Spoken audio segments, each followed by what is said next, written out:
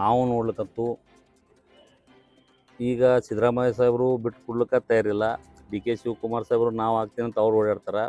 ಅದಕ್ಕೆ ಇವತ್ತು ಈ ರಾಜ್ಯದಲ್ಲಿ ಒಬ್ಬರು ಖರ್ಗೆ ಸಾಹೇಬರು ದಲಿತ ಸಿ ಎಮ್ ಆಗ್ಲಿಕ್ಕೆ ಅವಕಾಶ ಅದ, ಮತ್ತು ನಮ್ಮ ಜಿ ಪರಮೇಶ್ವರ್ ಸಾಹೇಬ್ರು ಅದಾರ.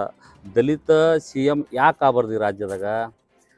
ನಮಗೆ ದಲಿತರಿಗೆ ಸಿ ಎಮ್ ಆಗ್ಲಿಕ್ಕೆ ನಾವು ಸ್ಟ್ರೈಕ್ನು ಮಾಡ್ಲಿಕ್ಕೆ ತಯಾರಿದ್ದೆವು. ಯಾಕಪ್ಪ ಅಂದ್ರೆ ನಮ್ಮ ದಲಿತರಿಗೆ ನ್ಯಾಯ ಕೊಡೋದು ಯಾವ? ಡಾಕ್ಟರ್ ಬಾಬಾ ಸಾಹೇಬ್ ಅಂಬೇಡ್ಕರ್ ಅವರು ಸಂವಿಧಾನ ಬರೆದ ಸಿದ್ಧಾಂತ ಮೇಲೆ ಈ ಭಾರತ ದೇಶ ನಡೀತದೆ. ಮತ್ತು ದಲಿತ ಸಿ ಎಮ್ ಯಾಕೆ ಆಗಬಾರ್ದು? ಖರ್ಗೆ ಸಾಹೇಬರಿಗೆ ದಲಿತ ಸಿ ಎಮ್ ಆಗಲೇಬೇಕು. ಒಂದು ವೇಳೆ ಸಾಹೇಬ್ರು ಇಲ್ಲ ಅನ್ನೋ ಕೇಂದ್ರವನ್ನು ಬರಲ್ಲ ಅಂದ್ರಪ್ಪ ಅಂದ್ರೆ ಮತ್ತು ಇನ್ನಷ್ಟು ಸಿ ಎಮ್ ಸ್ಥಾನದೊಳಗೆ ಭಾಳಷ್ಟು ಮಂದಿ ನಮ್ಮ ದಲಿತ ಸಿ ಎಮ್ ಆಗೋದು ಜಿ ಪರಮೇಶ್ವರ್ ಸಾಹೇಬ್ರು ಅದಾರ, ಅನೇಕ ಇನ್ನಷ್ಟು ಜನರು ಅದಾರ. ಅವ್ರು ದಲಿತ ಸಿ ಎಮ್ ಯಾಕೆ ಆಗಬಾರ್ದು? ದಲಿತರು ಸಿ ಎಮ್ ಮಾಡ್ರಿ. ಈ ಭಾರತ ದೇಶದಲ್ಲಿ ಎಲ್ಲ ಈ ಕರ್ನಾಟಕ ರಾಜ್ಯದಲ್ಲಿ ಹೆಚ್ಚಿನ ಸಂಖ್ಯೆಯಲ್ಲಿ ದಲಿತರು ಅದಾರ. ಮತ್ತು ದಲಿತ ಸಿ ಎಮ್ ಯಾಕೆ ಆಗಬಾರ್ದು?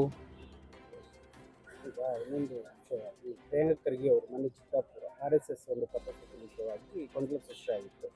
ಕೊನೆಗೆ ನಿಂತುಕೊಂಡು ವಿಷಯ ಪ್ರಕಾರ ಅದನ್ನು ಇಲ್ಲ, ಅದು ನೋಡ್ರಿ ಈಗ ಹೆಂಗಿರ್ತದಪ್ಪ ಅಂದ್ರೆ ಅವ್ರದ್ದು RSS ಅವ್ರದ್ದು ಏನದಪ್ಪ ಅಂದ್ರೆ ಅವ್ರ ಸಂಘ ಎಲ್ಲಿ ರಿಜಿಸ್ಟರ್ ಇಲ್ಲ.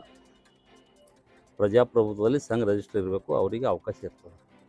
ನೀವು ಮಾಧ್ಯಮಿಕ ಮಿತ್ರರು, ನೀವು ಮಾಧ್ಯಮದವ್ರಿಗೆ ನೀವೇ ಹೇಳ್ರಿ, ಅವ್ರ ಸಂಘ ರಿಜಿಸ್ಟರ್ ಅದೇನು ಇಲ್ಲ, ಅವ್ರಿಗೆ ಅವಕಾಶ ಕೊಡಬಾರ್ದು.